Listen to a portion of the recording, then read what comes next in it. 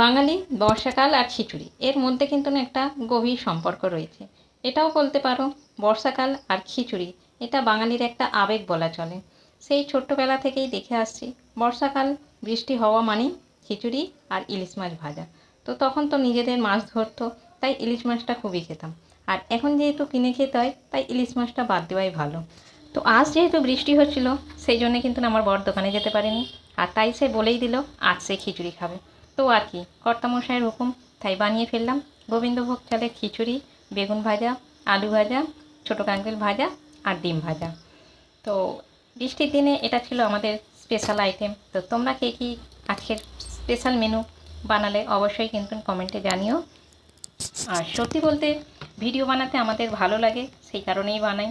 সে আমি যদিও জানি যে ভদ্রভাবে ভিডিও বানালে কেউ দেখে না, কিন্তু তবু ভিডিও যেহেতু আমাদের বানাতে ভালো লাগে তো সেই কারণেই বানানো।